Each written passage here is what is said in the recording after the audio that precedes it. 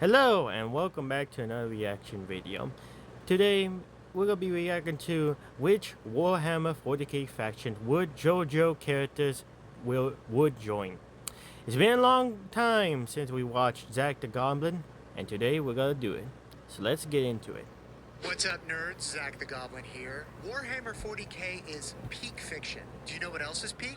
That's right, JoJo's Bizarre Adventure. And being Hell an yeah. avid enjoyer of both, I was struck by the thought of what happens when worlds collide. So today, I'm going to be talking about what 40k factions different JoJo's Bizarre Adventure characters would join. Special Okay. thanks to Austin Cool Guy for allowing me to run some of these by him and giving me ideas. If you enjoyed this video, please don't forget to like and subscribe. Oh yeah, be and sure if to your do account that. is able to, hype the video as it really does help the channel out. Okay, let's get to it. It's Goblin time. Alright, let's Okay, do to this. start off, I'm going to lay some ground rules. For the purposes of this Okay. video, just imagine that these characters were, I don't know, like isekai'd into 40k. Uh-huh. For this video, there's going to be a mixture of analysis and maybe a little bit of rage bait. And this isn't necessarily about their specific powers unless I specify them. Is it For the most part, characteristics? this is more about their character, not their powers. Yeah. Although sometimes these do go hand in hand. And then also, I'm going to try and limit it to a couple of characters for each part. Obviously, some parts are going to have less characters than others. And for the most part, I'm going to try to keep one character per faction. So I'm not going to reuse factions over and over again, because that's not as fun. But Yeah, I okay. am going to break that rule twice and kind of soft break it another time. And if you don't like it, too bad. It's my video. But yeah, it goes without saying, this is going to be another Yap Fest type of video. So here is your Yap alert. And of course, I'm interested to hear your guys' takes on these, whether that be different factions for these characters or factions for characters I didn't even mention. And just to keep the flow of the video going, I'm going to be going in the order of the parts. So let's start the rambling with part 1, Phantom Blood. Here we go. Okay, we're going to start off with Jonathan Joestar, the OG. I think Jonathan would be a good fit in the Commissariat. Now, hear me out, that might not make a lot of sense at first. When I say the Commissariat, less like Yarick and more like Kane. Oh, Rather, yeah. the persona that Kane projects into the world. Like, Jonathan would be a lead by example, a very... But it will be very, very, well, it would be staged. It will be exactly how, it will be, you know. It's not gonna be facade, this is gonna be the character itself, which I can really see. I could really see, Jonathan Joestar would be a legendary hero, always boosting the morality of his, you know, of his fellow soldiers, and also make some, good, connections with, because you know it's anime, and anime protagonists have this ability where you can make friends out of anyone. So yeah, I could see that. very uplifting, inspiring presence. Yeah. But again, not like the I'm gonna shoot deserters in the back kind of commissar. More like all the troops rally behind him because he's one of us kind of guy. You know what I mean? Again, Yeah. kind of more like how people view Commissar Kane. And I could definitely see them plastering pictures of Jonathan all over the Imperium as the new hero of the Imperium. And then for my only other character from part 1, we have Speedwagon. I'm going to talk about Dio, don't worry, but I'm considering Oh, I him a can't part 3 wait. character for the purposes of this video. Speedwagon would very obviously form his own dynasty and become a rogue trader. I mean, in JoJo's canon, he already kind of does this to a lesser extent with the Speedwagon Foundation. So I think at 40k, he would just do the same thing, but on a galactic scale. But yeah, shout out to Best Girl Speedwagon.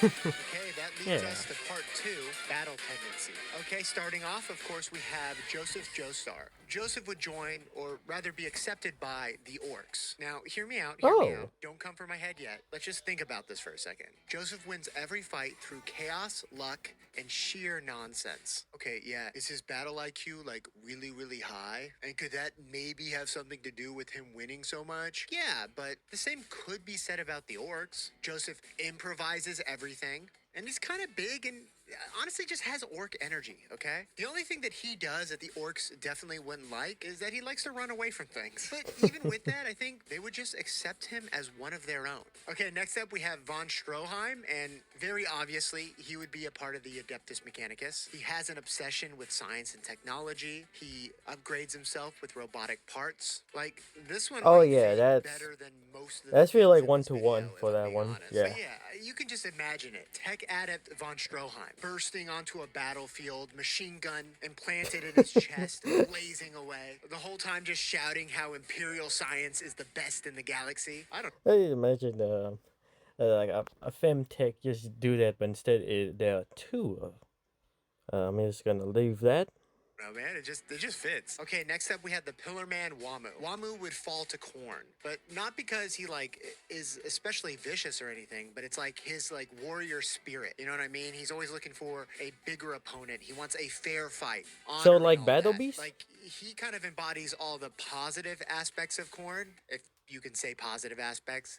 You know what I mean? Like he would be an honor bound champion, not like a berserker. Like he would gather skulls for the Skull Throne through honor duels, seeking out the strongest enemy champion and challenging him to a duel, rather than just mindlessly slaughtering everyone. Okay, I Okay, could and then see for the that. final character for part 2, we have Cars. And I think he would be part of the Gene Stealers. Specifically the Gene Stealers, not the Tyranids, for later reasons. Oh, he's a And this one cult. notably is kind of a stretch, and I will have an alternate at the end of this. But really, I just didn't know where to place him, and Oh. it kind of came down to the fact that he can absorb living beings on contact. And I Oh, what was don't I know didn't. that. What was that And note? this one Hold on. notably is kind of a stretch, and I will have an alternate at the end of this. But really, I just didn't know where to place him, and it kind of came down to the fact that he can absorb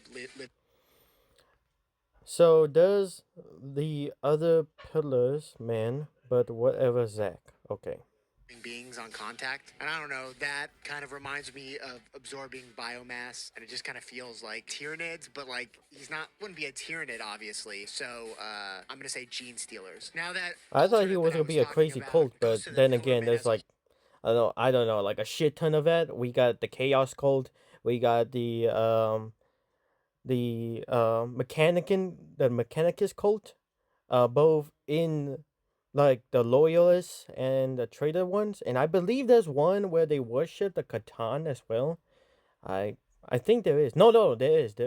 But yeah, I was okay. My ADHD ass just got the better of me. whole, and I think the case could be made that they would be Custodes. Kind of got that whole pinnacle of life thing I mean, going on, as do the Custodes. Again, I I don't really mean, have a they're strong doing conviction for poses. this one, but it was something else that I was mulling around in my head. Okay, next up we have part 3, Stardust Crusaders. Okay, and obviously we're going to start with the Joestar of the part. We have Jotaro Kujo, Okay. and he would be an Ultramarine, let's be honest. But like for many Yeah, reasons. The Ultramarines are obviously I bet you he and Kato Custodius, what's his name? Kato Custodius. Yeah, I think they were gonna join. They're gonna be best friends, 100%. face of Warhammer Kato 40k as a whole. Custodius, dude. Justified or not, that's just how it is. And in the same way, justified or not, Jotaro is the face of JoJo's Bizarre Adventure to most people. Like, when you think of JoJo's Bizarre Adventure, Oh you yeah, think of Jotaro 100%. Kujo and Star Platinum. Like, they fit the same niche in their respective franchises. This is another one where I just feel like it's kind of obvious for the reasons that I stated, that, like, it's not even like a personality thing. I mean, hell, in part 3, Jotaro doesn't really have much of a personality comparatively to a lot of the other Joestars. Oh. Not saying he's a bad character or anything. I like Jotaro. I like part 3, but you know, there's just not as much to unpack there as there would be for later Joestars. I mean, he's not my King Josuke, is all I'm saying. Okay, now that I pissed off a bunch of people, moving on, we have Polnareff. And I think he would find his way to being an Imperial Guard or something. Specifically, I think he would mesh well with the Cadians. Like, I don't know, he's just kind of like an upstanding guy. He's a fighter, obviously, and he's just like a straight shooter. I think that he would rise the ranks and become like a very important. By the way, but does he goon? Because I remember an episode where he was turned into a child and he was going a bit handsy with one woman. No, actually, the lady thought he was just a kid, so he allowed him to to bathe with her. But yeah, I just think of that because you know how the Cadians just going around the galaxy and repopulate their numbers. That's what I was thinking. But yeah, I think that works too. figure in the guard. But yeah, he just kind of feels like a soldier, but a damned good one. Maybe he would end up being like a commissar's aide or something even. And honestly, this feels almost kind of like a waste for Polnareff. I really like Polnareff. He's one of the best things about part 3. But yeah, Okay. I just don't feel like he slots super nicely into any of the factions. But like, I can't not put my goat somewhere, you know what I mean? So moving on to the last character for Oh part 3, we shit. have obviously Dio. And Night Dio Lords? would be Chaos Undivided. Obviously, Oh, he's an okay. evil bastard, and he would definitely consort with dark powers to get whatever he wants. But I don't I think mean, that's any what he did. specific Chaos God would hold sway over him. I think he would actually play all of them to his advantage. Yeah. Like, he would end up being the big dog. I could even see him usurping Abaddon as the War Master. But even barring that, he would end up being some big shot Chaos Undivided warlord. Okay, that leads us to part 4, Diamond is Unbreakable. Okay, starting off with my goat, Josuke. I was torn between 2 different factions, and my reasoning is kind of the same for both. The reasoning, Zack wants to yap about his favorite JoJo.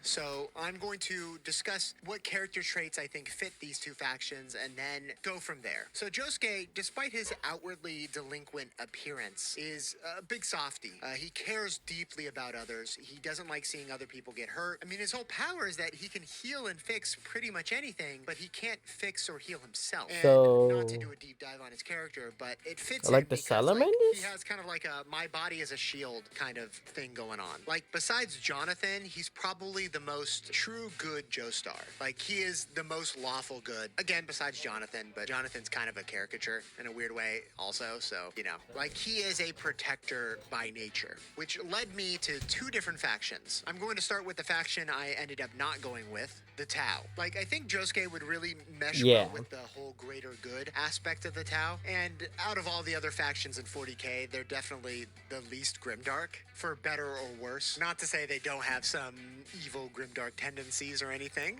Considering they're basically space communism, and that's saying something.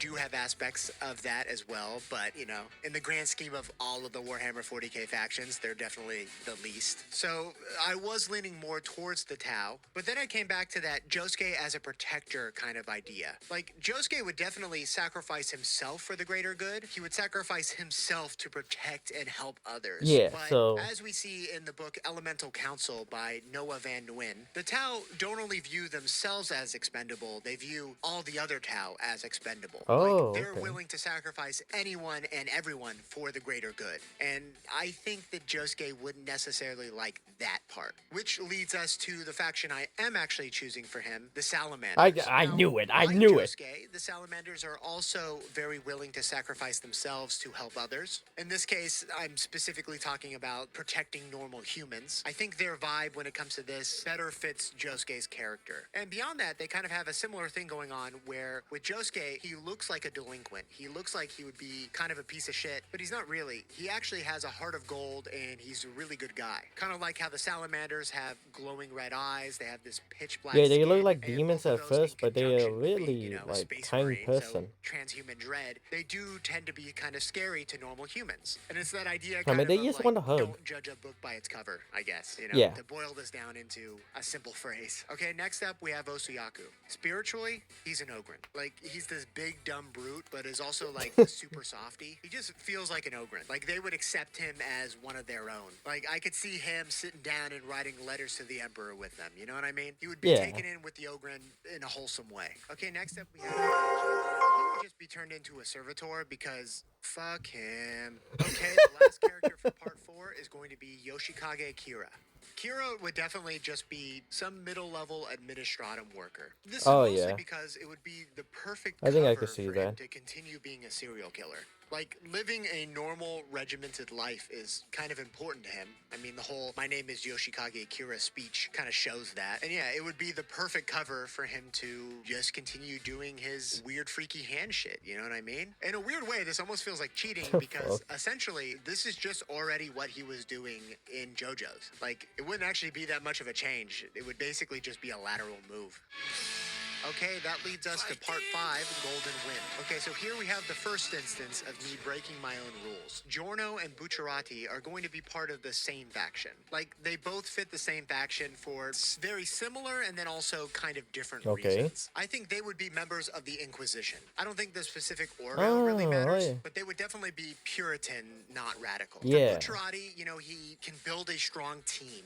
He would have a very powerful retinue. And he's really good at making hard decisions on the fly. He's just kind of a leader with a strong moral code. And I think he would do well with the high-stress Sorry. political nature of the Inquisition, with Giorno handling the more clandestine operations. Now, I could see Giorno kind of erring more radical than Bucciarati, but I think Bucciarati would ground him and they would net Puritan. As a matter of fact, I would see Bucciarati more as the actual Inquisitor, with Giorno more so being a member of his retinue, maybe even his interrogator. Honestly, I think that fits more than anything because Bucciarati feels more like the main character of Part 6 for most of it. So I Part think 5. he would be the main Inquisitor, with Giorno being the acolyte, the interrogator, then eventually ascending into full Inquisitor status. Actually, before I started this video, I had in my notes that I was going to put Giorno as a Dark Angel. A big part of Giorno is that he doesn't believe emotions help. He has a good heart, but he's kind of walled off and autistic and mysterious, Oh. kind of like the Dark Angels. Also, But when game I thought that because he's very secretive, but no, I think that makes sense really. But you can also say that to the like the Black Templars as well, no? Or even the crimson, not the crimson, the well, the Imperial Fist. Yeah, I don't know why that shit slipped on through my mind. time came, I just couldn't bring myself to separate these two, I feel like Yeah, intrinsically they should just be a team. And in any universe they would be. Oh, and I they're feel like this basically goes two without sides of the saying, same but coin. the entire gang would be part of the inquisitorial retinue. I mean, like, we can't split them up. They would I go could see that. together as a unit. Okay, next up we have Pulpo, who I think would fall to Slanesh. I think this is actually kind of a perfect pairing. I know, like, the general sentiment of Slanesh is that, she's like the horny chaos god, but like, it's not actually that. It's It's just just perfection. excess, right? Yeah, Excess in all things. Who better in JoJo's displays this than I thought it would be Pulpo? Like, Nurgle. all he does is sit in a jail cell and gorge himself. He surrounds himself with a plethora of jewels and trinkets. Like, he is just living in excess. And I don't know, I couldn't think of another character that fits Slanesh more than Pulpo. Okay, next up we have Chocolata, who would fall to Nurgle. And this one Oh wow, just let it say that shit. Green Day's primary ability, being able to produce a potent mold that rots and destroys flesh, infecting them in an instant. Oh Really, yeah, it's just that's that whole perfect. idea of rotting and infecting things. Also the fact that it only targets living things. He just kind of slots in nicely with Nurgle. Okay, another quick one for you. We have Risotto Nero, who would join the Officio Assassinorum. I mean, in Golden Wind, he was part of the assassination team, and as leader of La Squadra, he would be sent to kill anyone who was a threat to Passione. And I think that his skill set and his powers, if we're taking that into consideration, would help him continue his work in 40k. I don't think being in 40k would nerf him in any way. Okay, last up for part 5, we have Diavolo. Diavolo's another one where I was kind of split on. Like, the very obvious one is that he would be a crime lord of a hive city like Necromunda or something like that, crime boss to crime boss. I think his personality and skill set would transfer over nicely to 40k. So if you want to just accept that as the answer, that's fine. But I'm going to go on to the next one, which I think he would fall to chaos, but specifically Zinch. And this is because, he has schemes within schemes. Oh, and one of his yeah, driving goals is to 100%. manipulate destiny. He has this obsession with control. He's mysterious, he wants to hide I think his that identity fits at all him more costs. well He than the likes to control gangster from one. shadows, and again, he wants to manipulate fate. He erases outcomes he doesn't like, and he tries to plan for every possible threat. It just kind of fits with Zinch, I think. Yeah. Like, Diavolo and Zinch kind of embody the same concepts, but in different universes, in a way. Like, they're both puppet masters and leaders that no one fully sees. They like to control things indirectly. Diavolo, with King Crimson, doesn't allow reality to flow normally, right? He can erase time, which is kind of, chaosy, but specifically Yeah, more Zinch-like, I Zingy. would say. Yeah, That Zingy. warping of reality. Okay, next up we have part Ocean? 6, Stone Ocean. Okay, Okay, starting Stone off with Ocean. Jolene, I would say she would be a member of the sororitas. Wait. Not just because she's a woman, okay? Hear me out. What happens in Stone Ocean? She goes to prison. The sororitas have sister repentias. They're kind of like in jail, kind of low key. More of like a mental jail, but Yeah. like, okay, I put her in the sororitas because she's a woman, okay? I'm not perfect. I couldn't think of anywhere else to put her. I'm sorry. That being said, if you could think of a better place to put her, let me know in the comments below. Okay, next up we have Weather Report, who I think would be a sanctioned psyker. This is because, I don't know, his powers kind of feel like they fit the best in 40k. Like weather manipulation, lightning and shit, psychers can use lightning and shit. And in addition, I think he'd be a very powerful sanctioned Makes psycher sense. at that. Next up we have Narciso Anasui, or depending on the translation and or if you were a dub watcher, Anastasia. I think he would end up in a Drukari witch cult, mostly for the simple fact that that would allow him to keep his cunty little outfit, and I think we all want that. I don't think any other faction would allow him to serve cunt to the levels that he is capable Jeez, of. look at Now, the I know art Drukari style. witches are almost exclusively women, at least to my knowledge, but like, let's be honest, they're gonna let him in. And for the last character for this part, we have Poochie, who Oh, would obviously be part of the ecclesiarchy. yep. He's a priest. He would just be a priest again, but he has the I would say it world bearers, but yeah, I think that also fits him as well. potential to fall to chaos, particularly chaos undivided, but I can't put him in that faction because Dio's already there. He's a priest that could be seduced by darker powers. It just fits. He could potentially follow the same narrative arc that he did in JoJo.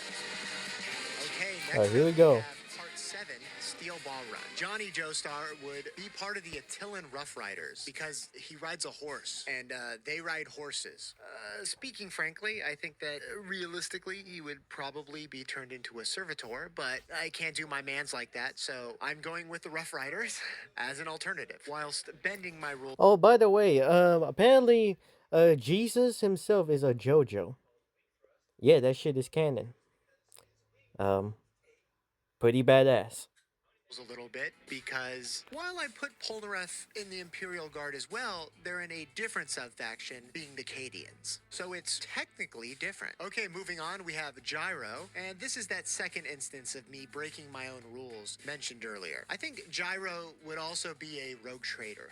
This is just because of Drip. Drip and Drip alone. And he kind of has the aura of a rogue trader. An aura Oh of yeah, somebody that definitely. should be in charge. You know what I mean? I don't know. He's just too dripped out. He has an eccentric style. Rogue traders also have an eccentric style.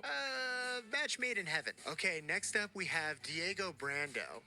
He would obviously end up being a Tyrannid because, like, they kind of look like dinosaurs sometimes. And what is a Tyrannid if not just a scary monster? And then for the last character Oh in this my part, god. we have Funny Valentine. Valentine is going to be another instance of me bending the rules a little bit because he would also be an Inquisitor. But, whereas Giorno and Bucciarati were part of a Puritan inquisitorial retinue, Funny Valentine would definitely be radical. And I'm going to consider that legally distinct. Like most radical Okay. inquisitors, he literally believes he's doing the right thing despite all of the horrible shit that he's doing, right? And Oh no, 100%. He will be perfect on that faction, 100%. Like I can count like I don't know. I will be like a millionaire counting the amount of times these motherfuckers will say, "I am doing the right thing." You are slaughtering innocent people who had no fucking connection to this doomsday. Jeez. If you don't want spoilers, jump to the next part. But his standability, Love Train, works by him literally believing an attack on America is an attack on him, allowing him to prevent misfortune towards the United States. Kind of like how What a is he, lot Donald of Trump? radical inquisitors have this grandiose idea of themselves, and they think that they are also the Imperium. You know what I mean? And they will Yeah. try to use any means necessary to redirect misfortune away from the Imperium at large against the Imperium's enemies. Yeah, Or rather, okay. they believe that's what they're doing most of the time. Nobody realizes that they're being corrupted. They think that they're in control at all times. And I think the same thing would happen to Funny Valentine.